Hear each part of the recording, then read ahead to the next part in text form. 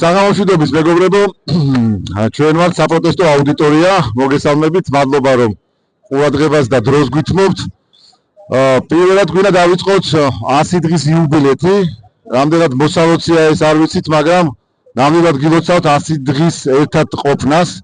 ჩვენ უამრავი რამ გადავიტანეთ ერთად გაგვлахეს, ერთად დაგვასველეს, ერთად მოგწამლეს, ერთად დახვდნენ პატიეზდებში, ყველგან გვებძვიან, მაგრამ 100 დღე უწყვეტი პროტესტი, ეს უკვე ძალიან დიდი შედეგია. ასე რომ გილოცავთ, ჩვენ ერთად გავართ და კიდევ რამდენი 100 დღეს დაგჭირდება, იმდენი ხანი ვიდგებით, დარწმუნებულები ვართ. ეხლა წინა სიტყვაობა უნდა გავაკეთო, ბოდიშის მოხდით ლექციის თემას გადავუღვევ. 3 დღის წინ დავბრუნდით გურიიდან. გურიაში ჩვენ სამოხალისეო საქმეს ვეწეოდით 1 კვირის განმავლობაში. და დახვდა ძალიან რთული მდგომარეობა. კიდევ უფრო რთული მდგომარეობა თოვლის დნობის შემდეგ. ამიტომ ჩვენ ავჩერდებით და გვინდა რომ გარდა იმ მოხალისე ადამიანებისა, რომლებიც იქ ადგილზე იყვნენ, ჩვენ ასევე სხვა მოხალისე მაშველების, რომლებიც ონლაინში ძალიან ბევრი გვეხმიანებოდა, მოვიწვიოთ ჩვენთან და ჩვენი გამოცდილება გაუზიაროთ. გვაქვს ესეთი ინიციატივა, რომ გავაკეთოთ რეგისტრაცია მოხალისე მაშველების, იმიტომ რომ დარწმუნებული ვარ, მე იქ იმდენი გულანთებული ადამიანი ნახე, დარწმუნებული ვარ პირველივე შემთხვევისთანავე გავარდებიან ადგილზე და თავის საქმეს გააკეთებენ. ამიტომ ჩვენი ამოცანაა, როგორც პიროვნებისა და მოქალაქის, ასევე როგორც საპროტესტო აუდიტორიის ერთ-ერთი თანადამფუძნებლის, ჩვენი ამოცანაა, რომ ცოდნა გავაზიაროთ. ცოდნა ჭირდებათ ამ მოხალისე ადამიანებს. იქიდან გამომდინარე, რომ ჩვენ ჯერ კიდევ არ ვართ სრულყოფილად მომზადებულები. ჩვენ აუცილებლად დავიწყებთ მოხალისე მაშველების გადამზადებას, აუცილებლად მოვამზადებთ იმ დონეზე, რომ ჩვენ აღარ შეგვეშინდეს ამ სამაშველო ოპერაციების ჩატარების. დარწმუნებული ვარ, ძალიან ბევრი ადამიანი შემოგვიერთდება, ძალიან ბევრი ტრენერი შემოგვიერთდება, ძალიან ბევრი პროფესიონალი ადამიანი უკვე გამოთქვამს სურვილს, რომ მზად არის გადაამზადოს ეს ადამიანები. მოკლედ, ბავშვებო, მიყვარხართ, ეს რუკა კიდევ ერთხელ მინდა რომ ვაჩვენო, ეს ლანჩხუთის რუკაა, რომელზეც ჩვენ სრულიად ავითვისეთ მოხალისეებმა, ეს ისტორია გრძელდება. ამ რუკაზე თითოეული წერტილი დასმული არის თითოეული ისტორია. თითოეული გზა, გაყვანილი გზა, გავლილი არის თითოეულ ადამიანამდე მიმავალი გზა და ჩვენ ეს ხალხი გვახსოვს, არ დაგვაუწყდება არასდროს. კიდევ ერთხელ გავიმეორებ, რომ ძალიან რთული მდგომარეობაა, მეგობრებო, უკვე 2 დღეა პროფესიონალებთან მიწევს კომუნიკაცია ამ საკითხზე და ძალიან საშიში პროცესები შეიძლება დაიწყოს. ამიტომ გავერთიანდეთ, ერთად ჩვენ ყველაფერს შევძლებთ. მადლობა ყურადღებისთვის, ლექციას მოусმინოთ, მე კიდევ რაღაცა შეგატყობინებთ. მადლობა კიდევ ერთხელ.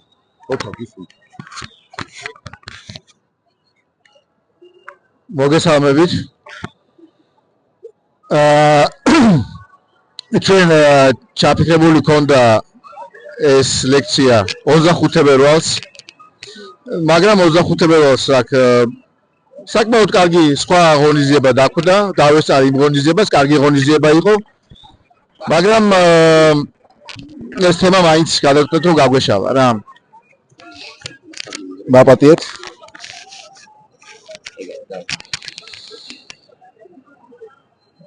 სლაიდებს როგორ თავ? ქვედა ისეთ ხო? შო, ოკეი, შეამიდა. მაშასემ.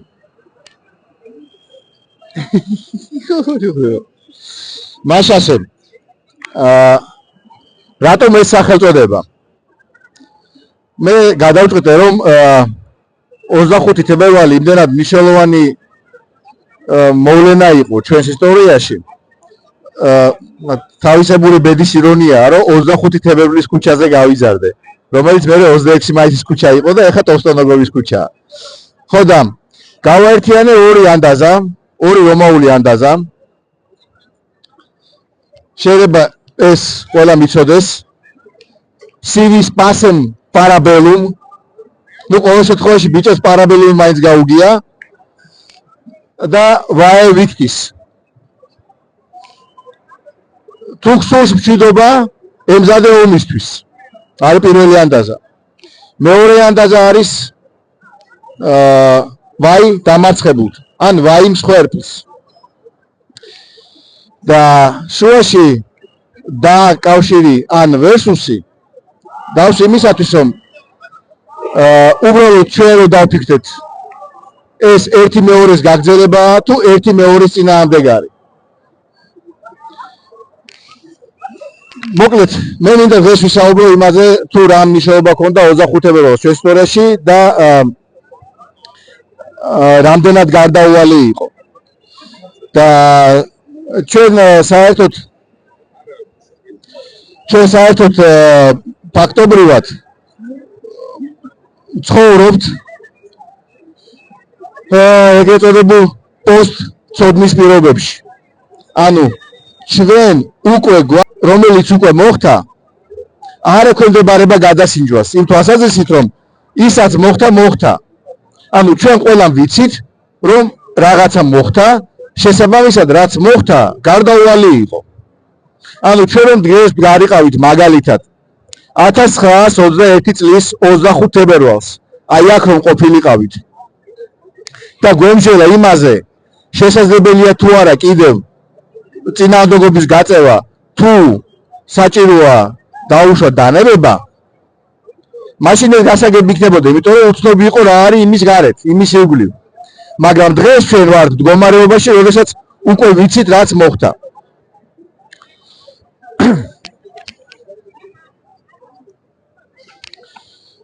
მასასე 25 თებერვალი სინამდვილეში არც ფორმალურად 25 თებერვალი არც დასაწყისი არც დასასრული. კი 25 თებერვალს უპატაკეს თბილისიდან რომ ქალაქის თავზე წითელი დროშა ფრიალებსო. მაგრამ ქართული ჯარი ჯერ კიდევ არსებობდა, ქართული მთავრობა ჯერ კიდევ არსებობდა, უკან მიხედვით ბრძოლა გრძელდებოდა გენერალ კვინიტაძეს რაღაც გეგმები კიდევ ჰქონდა თითქოს 25 თებერვალი არ უნდა ყოფილიყო გადამწყვეტი თარიღი რა ომის დაწყების ან ომის დასრულების მაგრამ რატო 25 თებერვალი მაგრამ სინამდვილეში იმდროინდელ ქართულ საზოგადოებას სწორედ 25 თებერვალი აღიბეჭდა იმდროინდელ ქართულ საზოგადოებაშიც და შემდგომ ქართულ საზოგადოებაშიც ანუ საბჭოელებმა 25 თებერვალი იზეიმეს მერე 70 წელი გვაზეიმეს 10 საბჭოელებმა 25 თებერვალი გამოიგლოვეს და მართლაც 25 თებერვალს გენერალ კვინიტაძეს გადაწყვეტილებას უკან დახევის შესახებ მოყვა ქართული ჯარის დემორალიზება.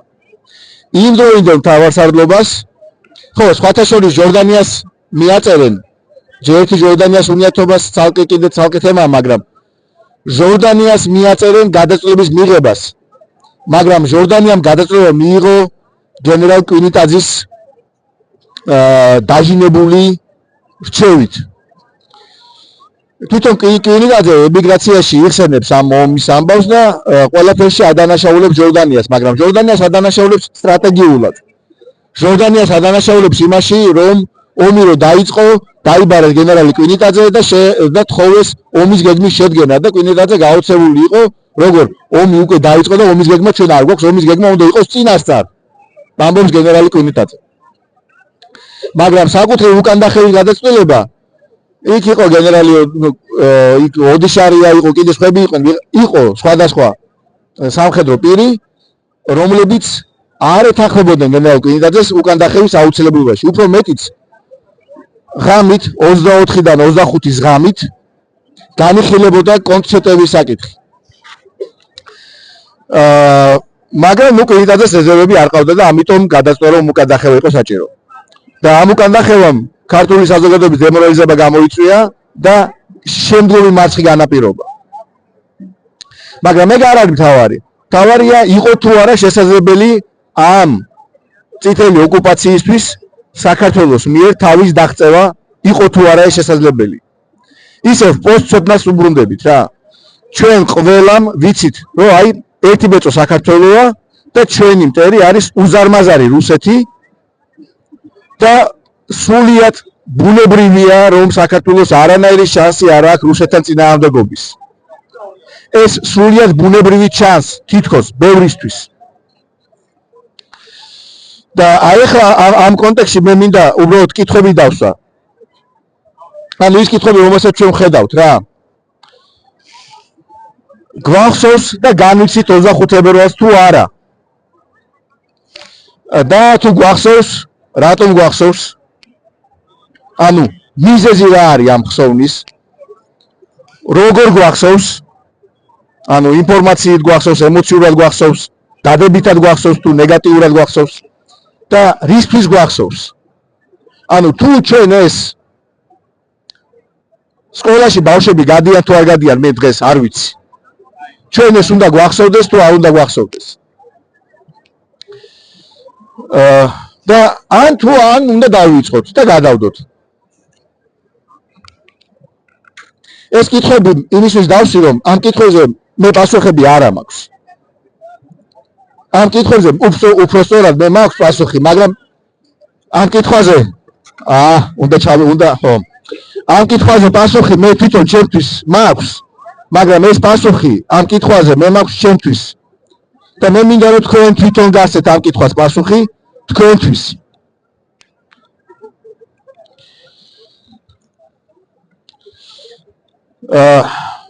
რადგან აღსაუბრობდი, იყო თუ არა ეს 25 თებერვალი საქართველოსთვის ისეთი გადამწყვეტი მოვლენა, რომელმაც ყველაფერი ძირფესვიანად შეცვალა. და იყო თუ არა 25 თებერვალი ისეთი წერტილი ჩვენს ისტორიაში, სადაც იყო ეს ბიფურკაციის წერტილი, რომლის იქითაც რომელშიც შეიძლება მოვლენები გავითარებულიყო სხვადასხვანაირად და ამ სხვადასხვანაირად გავითარებულ მოვლენებს ქონოდა სხვადასხვა შედეგები. მაგალითად, თუ ჩვენ 25 თებერვალს, უფრო სწორედ 21 წელს, თუ ჩვენ შევძლებდით წითლების მოგერიებას, იქნებოდა თუ არა დღევანდელი საქართველოს სხვანაირი. ან თუ ჩვენ შევძლებდით 21 წელს წითლების მოგერიებას, ჩვენ სამუდამოდ დამოუკიდებელი დავრჩებოდით როგორც ფინეთი, თუ 20 წლის მერე ისევ შევუერთდებოდით საბჭოთა კავშირს როგორც ესტონეთი. 21 წელს ჩვენ რომ წითლები მოგვეგერიებინა,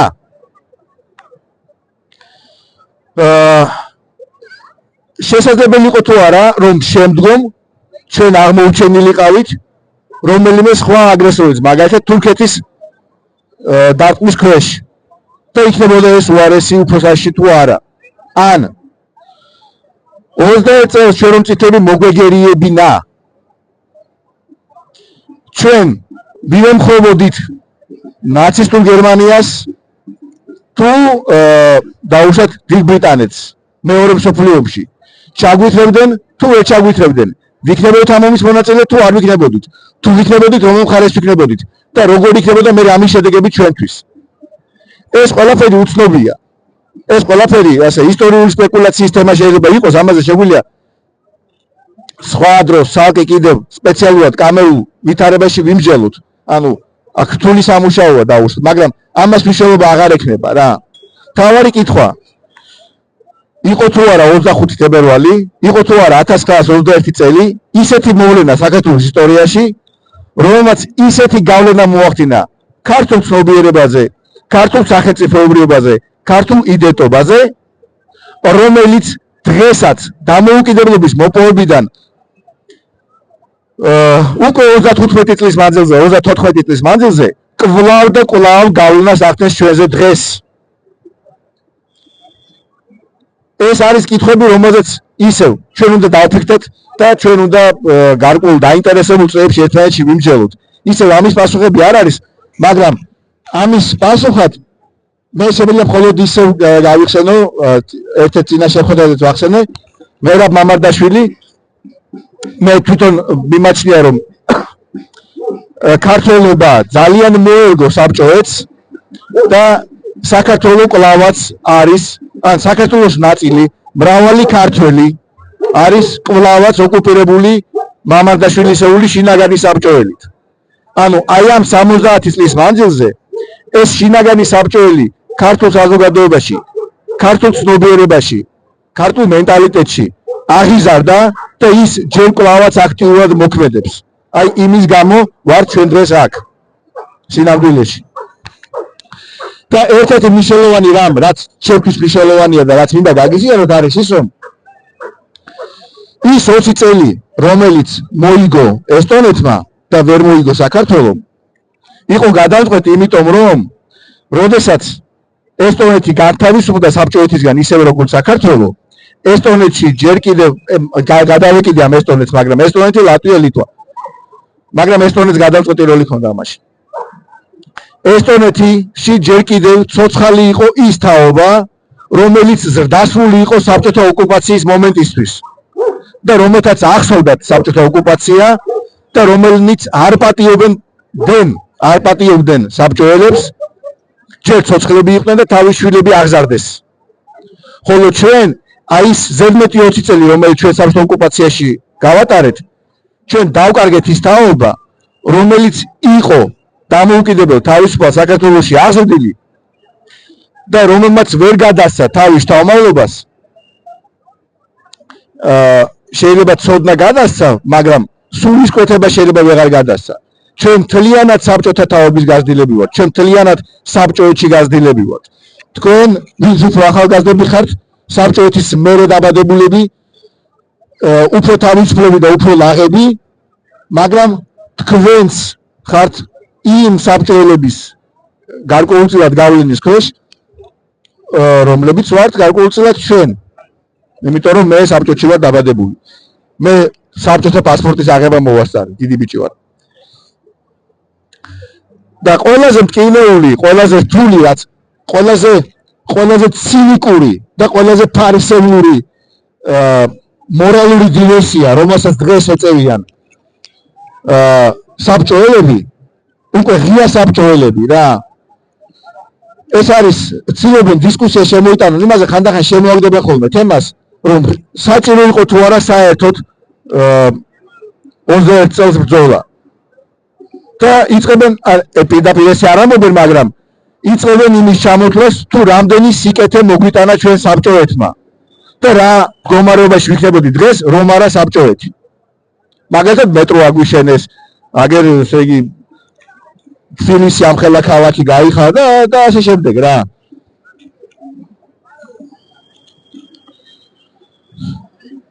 სააკითხო ვიპუკაციის წერტილი რა არის, ამაზე ვისაუბრეთ. ეს არის ისეთი მომენტი, რომლის იქითაც უკვე მრავალი ვარიანტი არის განვითარების შესაძლო ვარიანტები რამდენიმე. და აი ახლა უკვე, როდესაც მე ეს პრობლემა დავშვი და ეს კითხვები დავშვი, რომელზეც მე პასუხები შეიძლება არ მაქვს, ან თუ მაქვს მარტო ჩემთვის, რომელზეც მე მინდა რომ ყველამ თვითონ თავისთვის იფიქროს, მე მინდა უკვე გადავიდე თავარ საკითხზე რა. იყო თუ არა საქართველოსთვის შესაძლებელი წითლების მოგერიება იმ 1921-ში. ეხლა ჩვენ აუდიტორიაში ყოფილიყავით უფრო კამერულ სიტუაციაში, მე ამ კითხვებს დავსვამდი და ინტერაქტივით პასუხებს მივიღებდი. მაგრამ მე შეგიძლია თავად იფიქროთ, იყო თუ არა შესაძლებელი. მე კი გავაგზავნებ ისე მაინც ღირს რომ ვიკითხო. ვინ თulis რომ იყო შესაძლებელი წითლების მოგერიება 21 წელს? ვინ თulis რომ შეუძლებელი იყო წითლების მოგერიება 21 წელს? მაშასე 1918-22 წლებში საბჭოთა წითლებმა დაასრულეს სამოქალაქო ომი და პარალელურად ზოგადად დასრულებული არ ჰქონდა სამოქალაქო ომი ერთმანეთში, მაგრამ უკვე სხვადასხვა ტერიტორიებზე უკვე აგრესიას ახორციელებდნენ. და მე სპეციალურად მომყავს საქართველოსთან შესაძლებლად მომყავს ესტონეთის და ფინეთის მაგალითი. ფინეთის ომი მგონია რომ ყველას გაუგია. მაგრამ მგონია რომ არავინ იცის რომ ფინეთმა საბჭოთა რუსეთს ომი მოუგო 4 ჯერ. 4 ომი. სინამდვილეს ვთქვათ, რუსეთის პროქსი ძალებთან ბრძოლა იყო და ამიტომ ფინეთის სამოქალაქო ომი ქვია მას. თუმცა იმ სამოქალაქო ომში ერთხანს მონაწილეობდნენ წითლები, ხოლო მეორე მხარეს იყვნენ ფინელები მაგრამ ეს მაინც არ ითვლება. ხოლო მესამე და მეოთხე არის სინამდვილეში ერთი დიდი ომის მორიგი ფაზები. მაგრამ ეს არის ზამთრის ომის მონაცემები. აი იმ დიდი ყველაზე ცნობილი ომის, როდესაც საბჭოთა კავშირი დაესხა ნეიტრალურ ფინეთს, ეომმა მას წაართვა ტერიტორიები, ფინეთმა დაკარგა უამრავი ადამიანის სიცოცხლე, მაგრამ შეინარჩუნა დამოუკიდებლობა. ეს მოხდა 1940 წლის ზამთარში. მაგრამ შემდეგ 1951 წლის ზაფხულში საბჭოთა კავშირი კვლავ დაესხა ფინეთს. ფინეთი გადავიდა შეტევაზე, დაიკავა გარკვეული ტერიტორიები, შექმნა თავდაცვითი ზღუდეები და ამ ზღუდეებზე იდგა 44 წლამდე. და შემდეგ საბჭოთა კავშირმა განახორციელა შეტევა ფინეთის მიმართულებით უკვე 44 წელს, მაგრამ ფინეთმა დიდი მსხვერპლის ფასად ისევ შეაკავა საბჭოთა შეტევა, ისევ დათმო ტერიტორიები, მაგრამ შეძლო დამოუკიდებლობის შენარჩუნება. მაგრამ მე ეხლა აი აქ ვისაუბრებ მხოლოდ ზამთრის ომზე. და ფინეთზე შეგვიძლია ვთქვათ, რომ ნუ ფინეთი საქართველოზე დიდია, აი ხედავთ ხო, საქართველოზე და 5-ჯერ დიდია საქართველოზე ფინეთი. მაგრამ მოსახლეობით ეს ინდოინდელი მოსახლეობა. მოსახლეობით არც ისე დიდია. ხოლო ესტონეთი საქართველოზე პატარაა მოსახლეობით. საქართველოს მოსახლეობა 2.5 მილიონს აღემატება, ფინეთის მოსახლეობა 1.5 მილიონზე ნაკლებია და ესტონეთი მომყავს იმიტომ, რომ ესტონეთი არის მაგალითი იმისა, თუ როგორ შეუძლია პატარა ქვეყანას მოიგერიოს დიდი ქვეყნის აგრესია. ესტონეთმა იომა 1918 წლის ნოემბრიდან 1920 წლის ზაფხულამდე. თავდაპირველად ბრძოლები რო დაიწყო, სულ 4.500 ადამიანი ყავდა ესტონეთში შეიარაღებულ ძალებში. ესეც შეიარაღებული ძალები პრაქტიკულად ფინეთს ესტონეთს არ ყავდა, იმიტომ რომ ნოემბერში გერმანელებმა დატოვეს ესტონეთი და ნოემბერში წითლები შეიწვნენ ესტონეთში.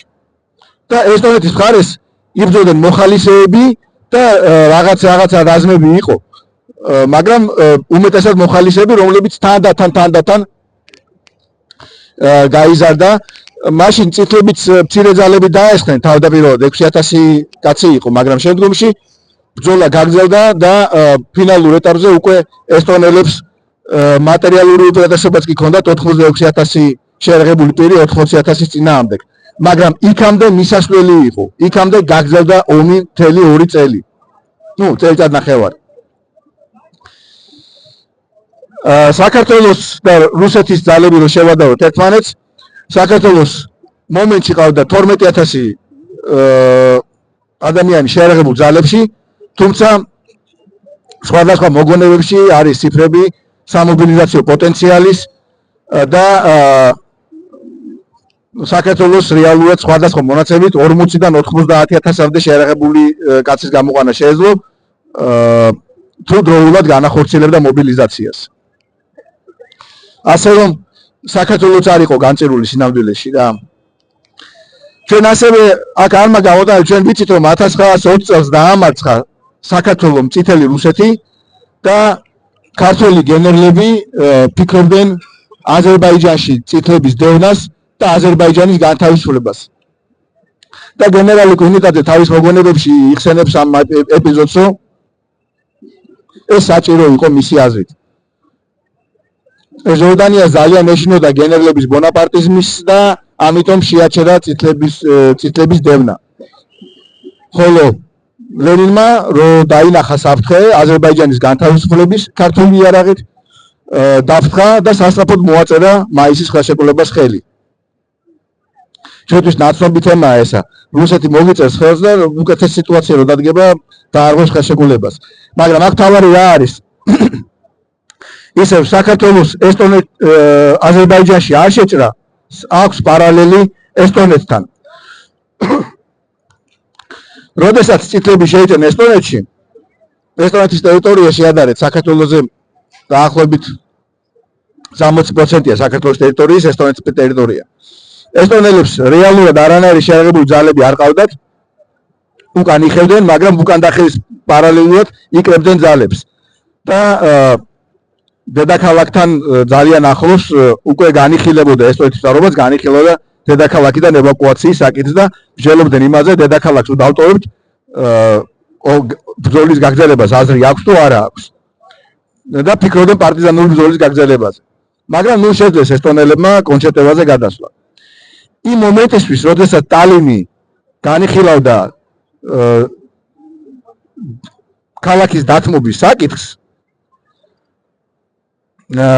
რიგაც იყო უკვე ლატვიის დედაქალაქი, უკვე იყო წითლების შეტევის ქვეშ. და როდესაც ესტონელებმა მოიგერიეს წითლები ტალინიდან, შეტევა განახორციელეს, კონჩეტევა განახორციელეს არა მარტო აღმოსავლეთისკენ წითლების წინააღმდეგ რუსეთის მიმართულებით, არამედ სამხრეთისკენაც ლატვიის მიმართულებით, რომ დახმარებოდნენ ლატვიელებს წითლებისგან განთავისუფლებაში, რომ შეექმნათ ერთიანი ფრონტი, ერთიანი ბრძოლის ველი. ეს იმის თაობაზე, არადა ლატვია თითქოს და უკვე დამარცხებულს გავდა. ეს იმის თაობაზე, ქართველებს მაშინ, რომ 1920 წელს, რომ ბოლომდე ევაშკაცათ და ჟორდანიას რომ მიეშვა ქართული შეერაღებული ძალები და აზერბაიჯანი გაეთავისუფლებინათ, შესაძლოა 1921 წელი საერთოდ არ დამდგარიყო. ანუ შესაძლოა ბიფურკაციის წერტილი იყო არა 21 წელი, არამედ 20 წელი. არა 21 წლის 25 თებერვალი, არამედ 20 წლის 7 მაისი. მაგრამ მნიშვნელოვანია ის, რომ ჩვენ უბრალოდ ვიცოდეთ, რომ განწირული საქართველოს სინამდვილეში არ იყო და ჩვენი მარცხი გარდაუვალი არ იყო. შემდეგი საკითხი, რომელზეც მინდა ვისაუბრო, ეს არის მარცხის ფასი, რომელიც სათაურშივე მქონდა გამოტანილი ვაევიქტის. როგორია მარცხის ფასი? ღირდა თუ არა ფინეთისთვის მისი დამოუკიდებლობა იმ ფასად, რომელიც ფინეთმა გაიღო. ფინეთს ზამთრის ომში ყავდა 4 მილიონი ჯარისკაცი, მილიონი წითელარმიელის წინააღმდეგ. და მისი დანაკარგები იყო 27,000 დახოცილი, 40,000 დაჭრილი და 1000 დატყვევებული. წითლების დანაკარგები იყო 167,000 დახოცილი, 265,000 დაჭრილი და 6,000 დატყვევებული. საქართველოს დანაკარგები იყო 3,000 უბრალოდ აქ საინტერესო ის არის, რომ აქ ჩვენ არ გვაქვს რუსეთის მონაცემები, იმიტომ რომ რუსებმა გაიმარჯვეს. მაგრამ აი ეს დანაკარგი 3-დან 5,500-მდე, რომელიც აქ არის, ჩვენ არ ვიცით დანამდვილებით, რამდენი მათგანი დაეცა ბრძოლის ველზე და რამდენი მათგანი იქნა მოკლული ტყვეობაში. ჩვენ ეს არ ვიცით. ჩვენ არ ვიცით, რამდენი დაჭრილი, რამდენ დაჭრილს შემდგომში მალევე მაინც გაუსწორდნენ. მაგრამ წითლებს ჩვეულებრივი პრაქტიკა ჰქონდათ ტყვეების დახვრეტის. ასე რომ, მაგრამ უფრო საინტერესოა შემდეგ რა ხდება. რეპრესიები. 20-30,000 იყო რეპრესირებული მალევე 20-იან წლებშივე და სხვადასხვა მონაცემებით 80-100,000-მდე იქნა რეპრესირებული შემდგომ. და თან მინდა მიაქციოთ ყურადღება, რომ აი ეს ფინეთს აცდა. და ესტონეთსაც ეს რიცხვი გაცილებით ნაკლები აქვს. იმიტომ რომ 20-იანი წლები ესტონეთს აცდა. 20-იანი წლების რეპრესიები ესტონეთს აცდა. მართალია ამ 151,000 რეპრესირებული, რა თქმა უნდა მეტია 100,000 ქართველზე, მაგრამ საბოლოო ჯამში ესტონეთი აღმოჩნდა საბჭოთა კავშირის შექმნის ქვეშ. მე მინდა მიაქციოთ ყურადღება იმას, რომ დანაკარგები, რომელიც საქართველოს ჰქონდა მარცხის შემდეგ, იყო უფრო მეტი, ვიდრე დანაკარგები, რომელიც მას ჰქონდა ომის დროს. უფრო მეტიც დანაკარგები, რომელიც საქართველოს ჰქონდა მარცხის შემდეგ, პატარა 2.5 მილიონია საქართველოს მარცხის შემდეგ უფრო მეტი დანაკარგი აქვს ვიდრე 3.5 მილიონიან ფინეთს ომის მკვლელობისას. ეს საინტერესო მნიშვნელოვანი ციფრებია რა. ჩვენ წინააღმდეგ არ იბრძოდა იმ ხელნაძალები, რამხელაც ფინეთის წინააღმდეგ. ჩვენი ტერიტორია გაცილებით უფრო დაცული იყო ვიდრე ფინეთის ტერიტორია. მაგრამ საკმაოდ ვიწრო ფრონტზე, საკმაოდ ფეხით შემოლა შეიძლება რა ადგილების, საკმაოდ ვიწრო ფრონტზე ჩვენ განვიცადეთ მარცხი და სინამდვილეში არა იმდენად სამხედრო მარცხი, რამდენადაც პოლიტიკური მარცხი. ჩვენ დაუმარცხდით 1921 წელს არა იმიტომ, რომ მტერი იარაღით მოგვერია, არამედ იმიტომ, რომ ქართულ საზოგადოებას, მის ხელისუფლებას და მის სამხედრო მეთაურობას არ აღმოაჩნდა საკმარისი ნება და მზაობა და არ აღმოაჩნდა ერთმანეთის საკმარისი ნდობა იმისათვის, რომ არ აღმოაჩნდა საკმარისი განცდა იმისა, წმენა, კარგია, მადლობა. არ იყო განცდა იმისა, თუ რა შეიძლება ყოფილიყო მარცხის შედეგი. ანუ პრინციპში შესაძლო ვარიანტად განიხილეს საქართველოს დანერება საბოლოო ანგარიშით რა. გასაგებია რომ ეს არ თქმულა ესა. გასაგებია რომ ეს არ ჯორდანიას ბრალია და არც კვინიტაძის. მაგრამ რაღაც გადამწყვეტ მომენტში რაღაც გადამწყვეტი ღერძი დაგვაკლდა ხერხემალში რა. და ეს ძალიან საწყენია, ჩემთვის ეს ძალიან საწყენია რა. მე პატარობაში ვიზრდებოდი რაღა, მე პატარა ქართველი ვარ, კავკასიის თემიშვილი ლექსი რაღაცა და საქართველოს ისტორიას სწავლობდი და ვიცოდი რომ ქართველები ძალიან მაგრები ვარ და ნუ მტერი ძალიან ბევრი იყო, მაგრამ ჩვენ ძალიან მაგრები ვართ. კი მარცხებოდი, მაგრამ მაინც ძალიან მაგრები ვარ და მაგრამ მტერი ძალიან ბევრი იყო. და ძალა აღმარცხნავს, დათი რომ მოგერეო ბაბაია დაუძახე და ეს ყველაფერი, მაგრამ როდესაც ესტონეთის ამბავი აღმოვაჩინე, მე ვიყავი მართლა გითხრათ შოკში. ჩემთვის სამყარო სურათი შეიცვალა რა. საქმე იმაში კი არ არის რომ რუსეთი არის უზარმაზარი და უშველებელი. საქმე იმაში კი არ არის რომ წითელი არმია იყო უძლებელი. არამედ საქმე იმაშია რომ ჩვენ რაღაცაში ვერ მივარგეთ. და როდესაც საუბრობთ რაში ვერ ვივარგეთ, ხო, ისევ ყველას თავისი რეცეპტი აქვს იმისა თუ რაში ვერ ვივარგეთ, მაგრამ მე მინდა რომ თავარი რამ გავიაზროთ, რომ არასოდეს არაფერია გადაწყვეტილი და როგორც ნაპოლეონი იტყოდა, ბრძოლა გრძელდება მანამ სანამ იბრძვი. მარცხი ხდება მხოლოდ აქ და აქ.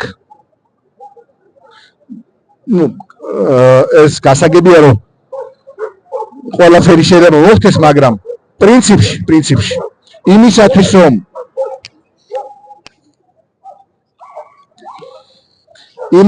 რომ აი ეს დამარცხებულთა სხორპლის ვაება ავიცილოთ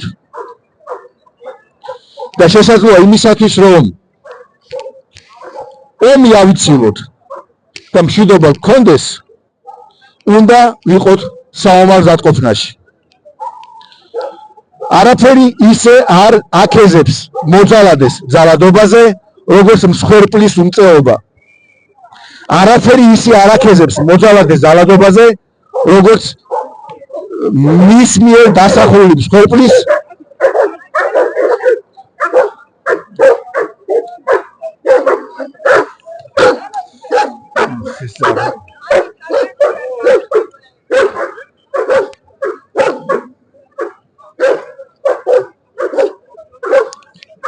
არ შემიძლია რა. ვიღაცა გაუჯავდით იმ ძაღლს რა, შავი ძაღლი, ეს შავი ძაღლი კაი ძაღლია, ეს ძაღლი სულ ესხმის გაბლელ ძაღლებს რა არის ვერ გავიგე. მე მიკვინა სხვა ძაღლს რომ ვაშველებდი მაგან. ვიცნობ სახეზე ვიცნობ უკვე. ხო. არა, მოხდება რომ მას გონია რომ ჩვენ მხარეს არის და ჩვენ მის მხარეს ვართ. მაშინ ასე არ შემეძლო გაიგნორება. არაფერი არ აკეზებს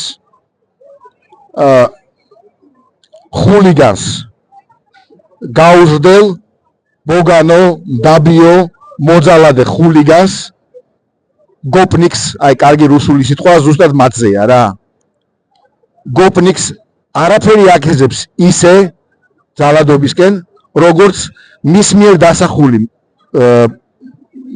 მსხვერპლისაც არა როგორც მისი კონტრაგენტის სისუსტე არა თავაზიანობა და მშვიდობის სურვილი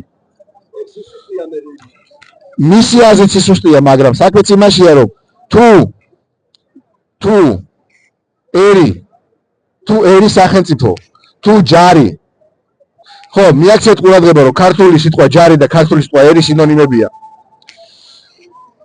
თუ ერი და ჯარი არ არის საომარ მზადყოფნაში ის ვერ მოიპოვებს მშვიდობას მისი მშვიდობა არის სხვის სინებასრულზე ეს იმის თაობაზე შეგვეძლო თუ არა რამე მოგვეხერხებინა 21 წელს და შეგვიძლია თუ არა რამე მოვახერხოთ მომავალში და რისთვის უნდა ვემზადოთ იმისათვის რომ მშვიდობა მართლა გქონდეს მშვიდობა რომელიც იქნება არა ბოძებული მოძალადეს მიერ დროებით ახალ-ახალი დათმობების ხარჯზე არამედ მოპოვებული საკუთარი ძალისხმევით მადლობთ ყურადღებისთვის მზად ვართ თქვენი კითხვებისთვის აი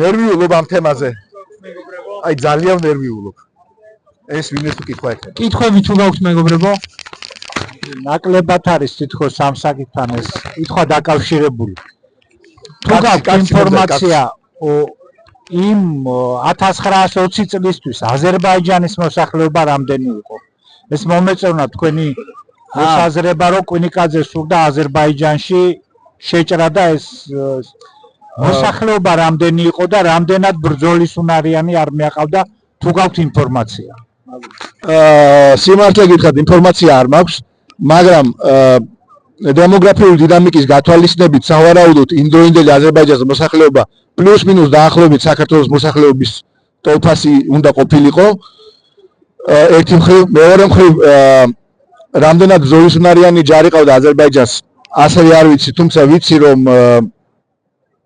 სხვადასხვა მონაცემები რომ თათრები გაბედული მებრძოლები არიან მაგრამ მოთარეშედ გაბედულები და რეგულარულ ჯარში რამდენად გაბედულები უცნობი იყო მაგრამ თავარი ეგ არ არის აზერბაიჯანი წითლებს ჩააბარეს რაღაც რუსები უთქვენ ხიტრაუმნი კომბინაციის შედეგად ეს არ იყო ომი და ოკუპაცია და ბრძოლის შედეგი არ იყო აზერბაიჯანის მოპოვება ეს იყო ძალიან ეშმაკური ინტრიგა და გარიგება თურქეთსა და რუსეთს შორის და ამ გარიგებაში მონაწილეობდნენ აზერბაიჯანელი კომუნისტები და აზერბაიჯანელი ნაციონალისტები პრაქტიკულად რაღაცნაირად ესე მეკსაკითხი დეტალურად არ შემისწავლია მაგრამ საუბარია სხვა რამეზე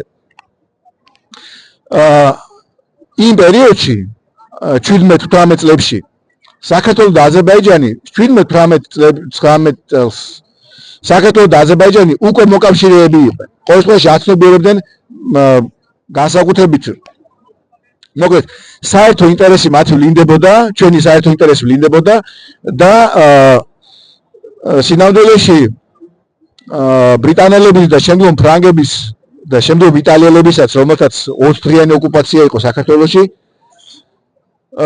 მათი გასვლის ერთ-ერთი გადამწყვეტი ფაქტორი იყო აზერბაიჯანის გაწითლება ანუ ამ ბაქო-ბათუმის ხაზის მნიშვნელობა მაშინ უფრო მეტი იყო სინამდვილეში ვიდრე ეხლა და ქართულ საზოგადოებაც აცნობიერებდა იმას რომ მათ უკვე იცოდნენ აზერბაიჯანში რასაც ბოლშევიკები აკეთებდნენ გაწითლების შემდგომ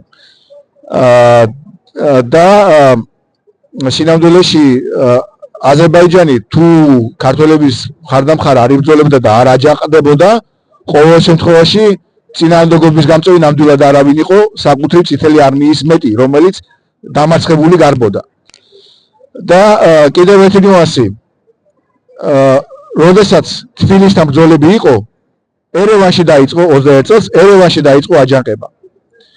და ესეც ისეთი ჟამთასვლის წამი ვატერლოოსთან რა ეს ხელიდან გაშვებული მომენტი შესაძლოა იმ მომენტში კვლავ რომ ქართველები გადასულიყვნენ 25 თებერვალს უკან დახევის ნაცვლად კონჩეტებას რომ გადასულიყო როგორც ოდიშარიას თავაზობდა კვინიტაძეს შესაძლოა რუსების ფრონტი მართლაც ჩამოშლილიყო ქართველებმა რამდენიმე ბრძოლა მოიგეს და ენთუზიაზმით სავსე იყო მორალური სულისკვეთება ძალიან მაღალი იყო ხოლო ნაპოლეონი ამბობს რომ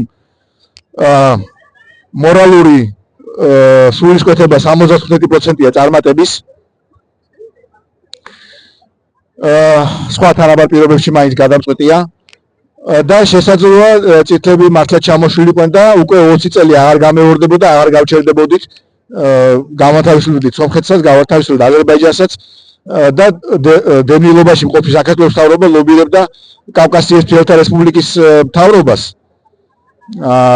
და შეიძლება კავკასიაც ნაწილობრივ მაინც განთავისუფლებულიყო. უცნობია რა შეიძლება ყოფილიყო, მაგრამ დღევანდელი გადასახედიდან ის რაც გააკეთა, მე რატომ მოვიყვანე ესტონეთს მაგალითი, ის რაც გააკეთა ესტონეთმა, შეეძლო გაეკეთებინა საქართველოსაც. და მაშინ შედეგი იქნებოდა მინიმუმ ისეთივე, ანუ იმ 20 წელს მაინც გამოუტყუებდით ისტორიას, ასე ვთქვათ, ან შეიძლება ყოფილიყო ისეთი როგორც იყო ფინეთის და უბრალოდ ჩვენი თავისუფლება და დამოუკიდებლობა გადაგვერჩინა. და ვიღაცები მეუბნებიან დღეს რომ ფინეთმაო რუსეთს მაინც დაუთმო ის ტერიტორიები, რომელსაც რუსეთი ედავებოდაო. და ყველა ამდენი ხალხი დაიხოცაო. დღემდე მესმის ადამიანებისთვის დამოუკიდებლობა და თავისუფლებას ფასი არ აქვს საერთოდ. ეს მაგიზობს და მაცოფებს. ამათი ისინი ვის დღეს ამბობენ რომ საწყალი უკრაინელი ხალხი ზელენსკიმ როგორ გაწირა და შემდეგ ვინც ამას ამბობს არიან ფარისევლები და მკრეხელები. რომ არ შემიძლია რომ ამაზე რომ არ გამოვხატო ემოციურად ჩემი დამოკიდებულება. ესენი არიან ან ფარისევლები, რომლებიც ვიშვიშებენ ვითომ უკრაინას გულშემატკივრებენ და სინამდვილეში უბრალოდ სინამდვილეში ესენი არიან ლაჩრები, რომელთაც თავისი სილაჩრის გამართლებისთვის სჭირდებათ უკრაინის მარცხი.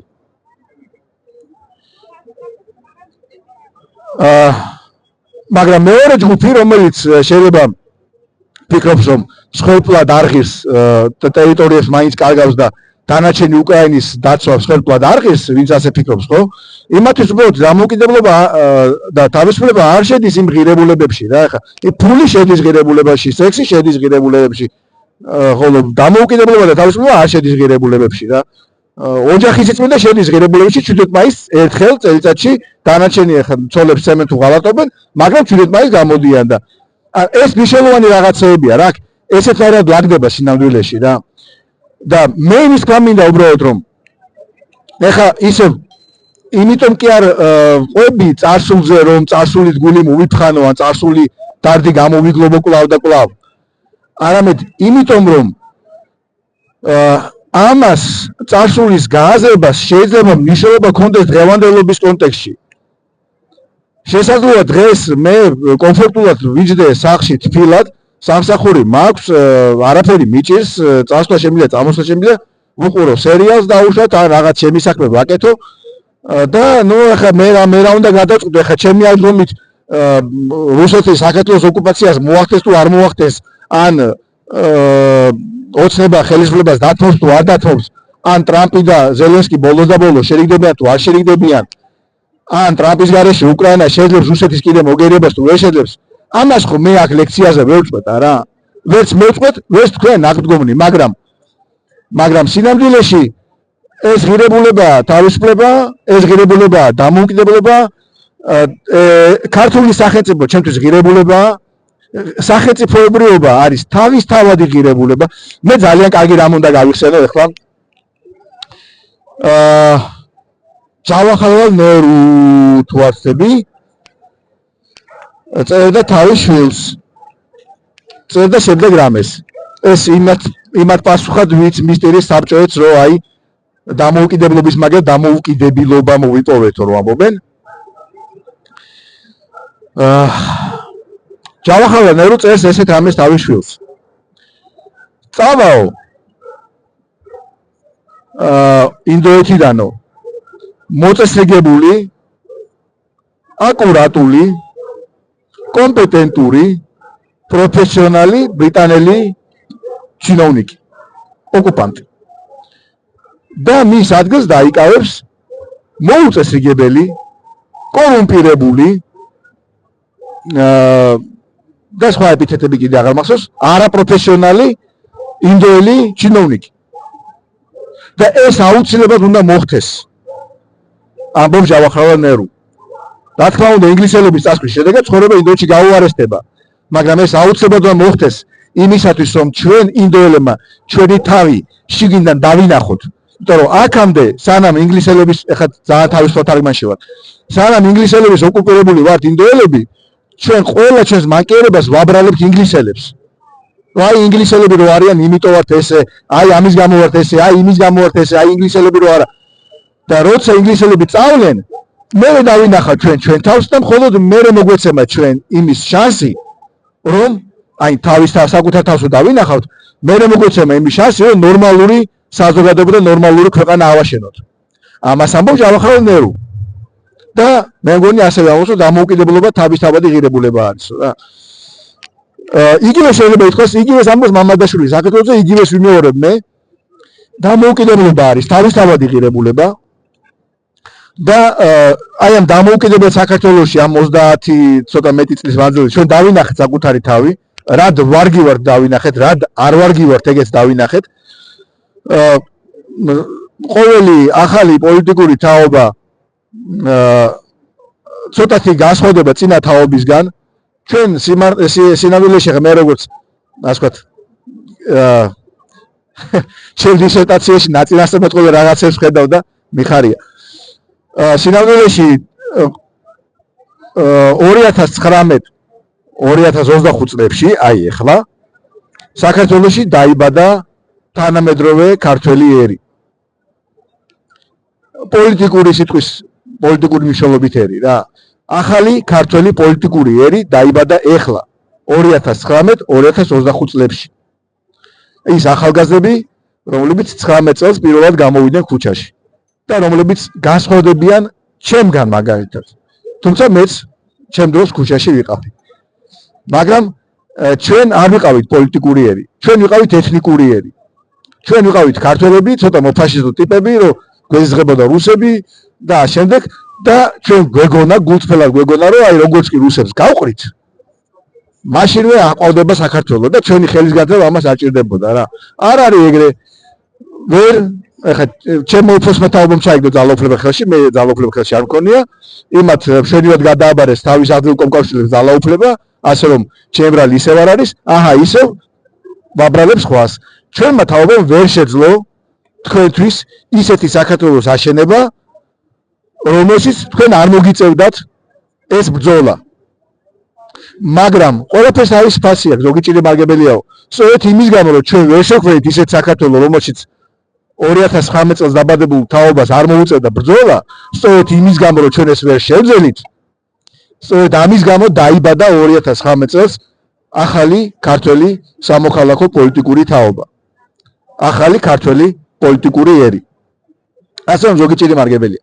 მაგრამ ეს მნიშვნელოვანია რა, დამოუკიდებლობა არის თავისთავადი ღირებულება, თავისუფლება არის თავისთავადი ღირებულება, სიცოცხლე არის თავისთავადი ღირებულება.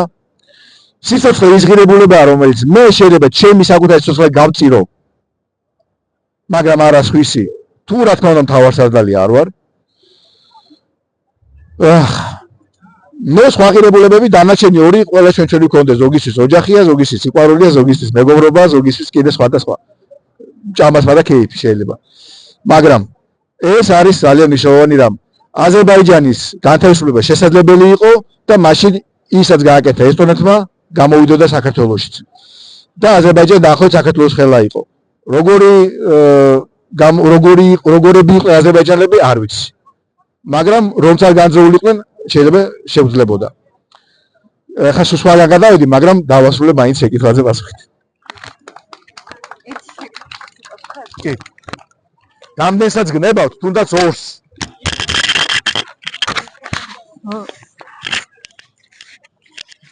ეს არის ალბათ მოგეთ პირველ რიგში ძალიან დიდი მადლობა ამ ინფორმაციისთვის, რაც განსაკუთრებით ბოლო სლაიდი იყო ძალიან საინტერესო. ახლოს ანუ რასაკვირველია იმ მასში კითხებში არ გადავალ რომ ბრძოლას რამდენად აქვს აზრი და ასე შემდეგ ამაზე არ ვცდაობ. თქვენ აი როდესაც ამას ამზადებთ ამ მასალას თუ გიფიქრიათ ალბათ იფიქრეთ კიდეც და დაამუშავეთ ეს საკითხი საქართველოს აი როგორც ლოკაცია აი თქვენ ახლა რა ქვეყნებით ჩამოთვალეთ ესტონეთი, ლიტვა, ლატვია და ფინეთი განსხვავებული გეოგრაფიულ არეალშია. თუ გიფიქრიათ კონტექსტი გეოპოლიტიკური საქართველოსი და აზერბაიჯანის მადლობა. კი, გავიმეორებ კითხვას. ძალიან კარგი კითხვა იყო სინამდვილეში და ძალიან კარგი კითხვა იყო, წესით მე უნდა აქ რუკებით ვფრონოდა. მართალი კითხვა იყო. სინამდვილეში კითხვა იყო ესეთი, თუ გიფიქრიათ გეოგრაფიულ კონტექსტზე აი ამ შედარებისას, ბალტიისპირეთის და კავკასიის. და ჩემს აი ამ მოხსენებაში ცოტათი შევეხიკიდებათ ამ საკითხს. სინამდვილეში გეოგრაფიული კონტექსტი ჩვენთვის უფრო ხელსაყრელი იყო. ანუ ჩვენ არის საინტერესო რამ. არის ესეთი ფენომენი, რომელსაც ქვია კავკასიონი. კავკასიონზე არის რამდენიმე გადმოსასვლელი. რაღაცა ზღვის გასწვრივ არის ხო, რატომ გააჩერეს ჟორდანიამ რატო გააჩერა გენიკინი ფსოუზე და არა დაუშვათ სოჭის მისადგომებთან ან ტუაფსეშივე. ხო, იმიტომ რომ მზიმთასა და ფსოუს შორის მთასა და ზღვას შუა არის ყველაზე ვიწრო ადგილი, სადაც ქართველებს შეეძლოთ რეალურად გამაგრება. ხო, და ფლანგიდან მანევრი იყო შეუძლებელი. შემდეგ ცოტა უფრო აქეთ არის ჟორდანიამ როდენიკინი დაამარცხა, მოიქცა კარგად ის რომ უკან დაიხია და ფსოუზე გააჩერა, იყო სწორი, იმიტომ რომ ბრძოლა რო გაემართა ტუაფსეში, აუხ ნიკოფშიდან დარუბანდამდე რო დაეძახა და ბრძოლა რო გაემართა დაუშვათ სოჭის მიდამოებში, მაშინ მათ რიცხობრივი უპირატესობა ჰქონდათ და ფლანგიდან მანევრის საშუალებით ჩვენ დავკარგავდით იმ შენაერთებს, რომელიც ყავდა. ამიტომ ფსოუზე გაჩერება იყო სწორი ჩემი აზრით. შემდეგ არის გადმოსასვლელი კოდორის და ბზიფის ხეობაში გადმოდის კავკასიდან ერთი გადმოსასვლელი. შემდეგ მე მგონი ეგ არის მარუხი, ან შეიძლება უფრო სვანეთისკენ. შემდეგ არის მამისონის უღელტეხილი. ეხლა უკვე როკის გვირაბის გაჩნდა მაშინ არ იყო. შემდეგ არის ჯვრის უღელტეხილი. კიდევ არის არღუნის ხეობიდან პანკისის ხეობაში გადმოსასვლელი და კიდევ არის თუშეთიდან დაღესტნის ალაზნიდან კახეთის ალაზანში გადმოსასვლელი. კავკასიონზე არის სულ 7 გადმოსასვლელი რა. დარიალი და დარუბანდი შემთხვევითი არ არის. დარუბანდი ნიშნავს ჩაკეტილ კარს, დარიალი ნიშნავს ალანთა კარს. მოკლედ ეს გადმოსასვლელი არის. ახლა რა მნიშვნელობა აქვს ამ გადმოსასვლელს თანამედროვე ომში თამაშობს თუ არა ეს როლს? თუნდაც თანამედროვე ომში. რა თქმა უნდა, უღელტეხილი ვერ დაგვიწევს ავიაციისგან და ბალისტიკური რაკეტებისგან. რა თქმა უნდა. მაგრამ ომს ძალიან მნიშვნელოვან როლს თამაშობს ბალისტიკური რაკეტები და ავიაცია, მაგრამ საბოლოო ჯამში სახმელეთო, ქვეითი და ჯავშან ძალები იკავებენ ტერიტორიას. ტერიტორიის დაკავების გარეშე არაფერი დამთავრებული არ არის. აი 21 წელს, როდესაც წითლები გვიტევდნენ არა მხოლოდ თბილისის მიმართულებით, არამედ აფხაზეთიდანაც და მამისონიდანაც, მამისონზე ერთმა რაჭოვმა გვარდიელმა თავის რაჭოს მაკაცებთან ერთად სოფელში იყო თავისთვის რაჭაში და დაიწყო ომი. მამისონზე შენაერთები, დივიზიამდე შენაერთი, ბრიგადის შემადგენლობა სულ მცირე, 5 კაცმა ერთი კარაბინით და 4 სანადირო თოფით გააჩერეს მანამ სანამ საბრძოლო მასალები არ გაუთავდათ. და კიდევ ვიღაცა აფრინეს ქუთაისში მაშველი გამოგიზარდა და მაშველი არ მოვიდა და ამოვიდე მე რა. საჩხერის სამთო ბატალიონი, ეხლა ამერიკელების სულელები არ არიან. საჩხერის სამთო ბატალიონი, რომელიც იცით ხო, საჩხერის სამთო ბატალიონი, სამთო ეგერები თუ რაც ქვია. საჩხერის სამთო ბატალიონი საკმარისი იმისათვის, რომ მამისონზე, ანუ გაძლიერებული ბატალიონი, ყუმბართყორცნებით, ნაღმრთყორცნებით, ტყვიამქრობებით, არა მხოლოდ ავტომატებით, ან ავტომატური შაშხანებით შეარაღებული ქვეითი შემადგენლობა, არამედ რაღაც გარკვეული რაოდენობა ნავთყორცნებით, ტყვიამქრობებით და ყუმბართყორცნებით. შეუძლია შეაკავოს ნებისმიერი რაოდენობის ჯავშან ტექნიკა და ქვეითები. ნებისმიერი რაოდენობის. აი, რაოდენობას არ არის მნიშვნელობა არა აქვს. ბატალიონის, პოლკის, ბრიგადის, დივიზიის 58 არმიის თლიანად ვერ გამოივლის მამისონის უღელტეხილს ვერანაერი არმია, მანამ სანამ ეს მამისონის უღელტეხილი არის სათანადოდ გამაგრებული და დაცული პროფესიონალი ჯარისკაცებით, მაღალი დისციპლინით და კარგი შეიარაღებით. სანამ არის, სანამ ყველწამალი არ გაუთავდებათ, ვერ გადმოვლენ. რა უქმნის მათ საფრთხეს? საფრთხეს მათ უქმნის ავიაცია. ავიაციის წინააღმდეგ საჭიროა ჰაერსაწინააღმდეგო თავდაცვა, რომელიც ისრაელმა გამოგცა და მიშამ ჩააბარა კეზერამ რუსებს ბანტიკებით, ესე იგი ტაუტიანი ქაღალდით თვლით ჩააბარა. როგორ ჩააბარა? აი ესე აიღო და აი ესე მიცა. იმიტომ რომ მაშინ როცა ეს ჰაერსაწინააღმდეგო სისტემები უნდა ყოფილიყო გაფენილი საქართველოს ტერიტორიაზე, იყო სენაკის ბაზაზე თავმოყრილი. 1/14 მივით ალბათ არისოდა ეს და შემდეგ კიდევ არტილერია. ეს საჩხერის ბატალიონი იქ არის არა მხოლოდ მამისონის უღელტეხილის გადასაკეთად, არამედ ჯავის მიმართულებით როკის გვირაბის გადასაკეთადაც და რაც თავარია ეს საჩხერის ბატალიონი იცავს არტილერიის ბატარეას, რომელიც უნდა იყოს განლაგებული პერევში. პერევში განლაგებული საარტილერიო ბატარეა აკონტროლებს როგორც მამისონს, ისე როკის გვირაბს. სულ 2, 3, 4 ესეთი ბატარეა ჭირდება საქართველოს, რომ ყველა მიმართულება იყოს დაცული. თითოეულ ამ ბატარეას უნდა იცავდეს ჰაერსაწინააღმდეგო სისტემა, ცოტა მეტი და დაზღვევით და ზოგან ბატალიონამდე, ზოგან ბრიგადამდე შემადგენლობა დაუშვათ ენგურზე, მაგალითად ბრიგადა გვჭირდება. ენგურზე ბატალიონი ვერაფერს ვერ გახდება. რაც უნდა სულ რომ რემბოების ბატალიონი იყოს ენგურზე, ენგურს ბატალიონი ვერ დაიცავს, იმიტომ რომ შედარებით გაშლილი ფრონტია და ზღვიდან, მთიდან, წინიდან, გვერდიდან შემოული და ბრიგადა მაინც საჭიროა ამ მიმართულებაზე. რაც შეეხება 21 წელს. 21 წელს ავიაციაში მატერიალ-ტექნიკური საშუალებები უცოდნა მომეტანა. ავიაციის ძალები ჰქონდა დაახლოებით თანაბარი. ტყვიამქრობები რუსებთან ჰქონდა დაახლოებით თანაბარი. არტილერიაში რუსებს უპირატესობა ჰქონდა. საბრძოლო მასალებში რუსებს ჰქონდა უპირატესობა, ანუ ჩვენ მაინც ესე კარგად ვერ ხარჯავდით, ხარჯი ნაკლები ჰქონდა ჩვენ, მაგრამ სიტუაცია იყო რთული და რეზერვები გვიჭირდა. მაგრამ რეზერვების შესაძლებლობა იყო, მაგრამ აქ თავი იჩინა შესაძლოა არასტრუქტურირებულმა აზროვნებამ ქართველების რომ ვერ დაალაგეს ვის აიდან როდის ამდენი სადმო შეკრებილიყო და სადმო მოსულიყო ალბათ. იმიტომ რომ მეტის გამოყვანა შეგვეძლო. მაგრამ ეს რო გავწიოთ გვერდზე, რაც შეეხება საკუთრივ გეოგრაფიულ კიდევ გარემოებებს. ფინეთი, ესტონეთი, ლატვია არის ვაკე რელიეფი, ვაკე ლანდშაფტია. იქ თავისი უპირატესობებია, არის ტბები და არის ჭაობები, მაგრამ დასაცავად საკმაოდ რთული სივრცეა. ხო, სინამდვილეში ესტონელები ლატვიელებზე ბევრად უკეთესები შეიძლება არ არიან. უბრალოდ ესტონელების ფრონტის შუაში არის დიდი ტბა. რა ქვია, ეს დამავიჭდა.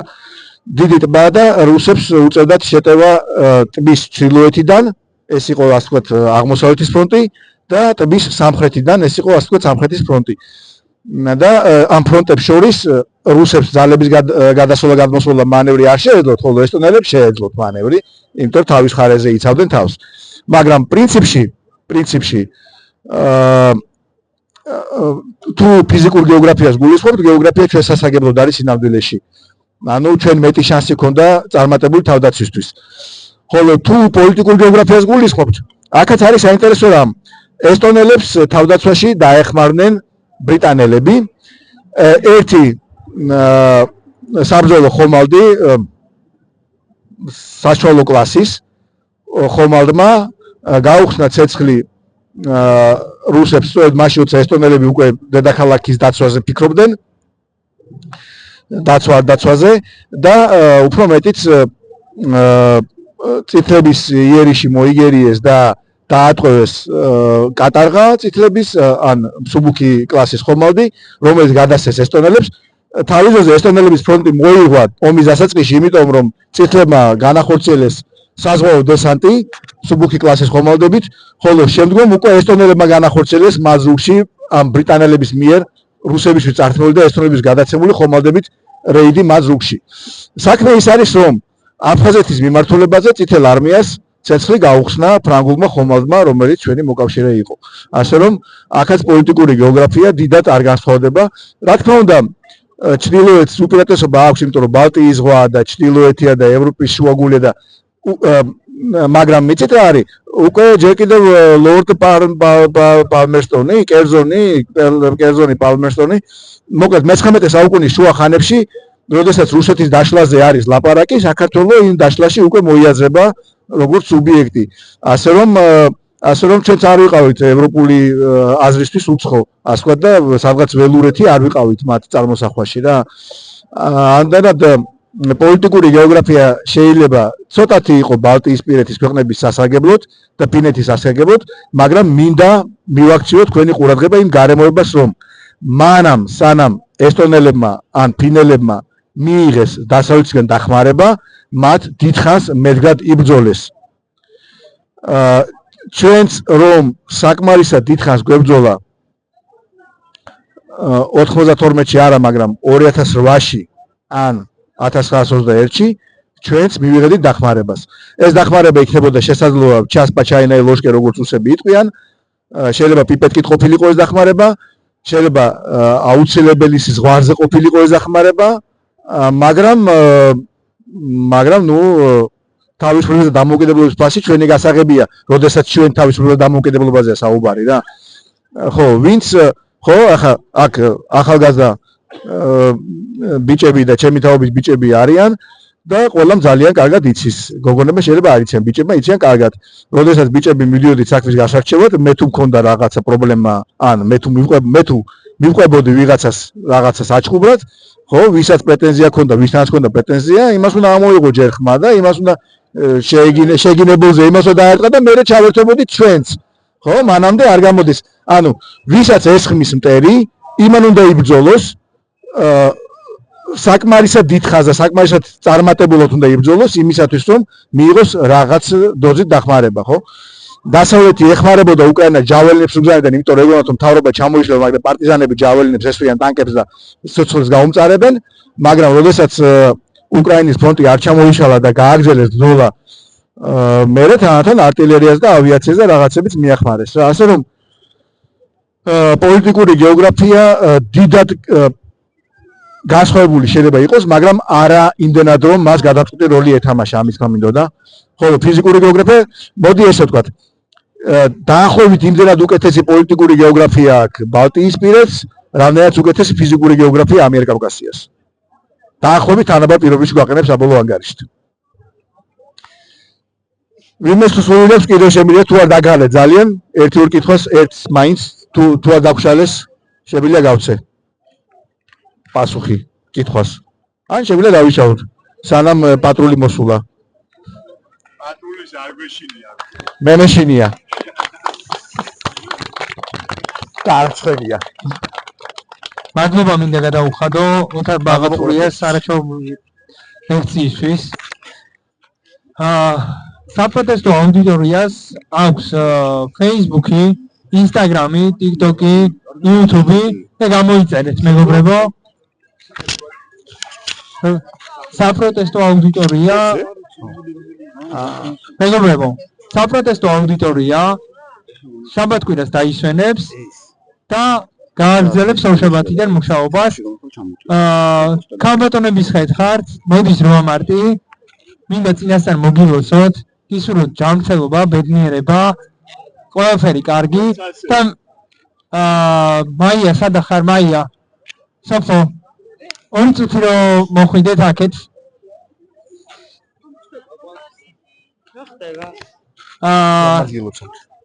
საპროტესტო აუდიტორიის გოგოებს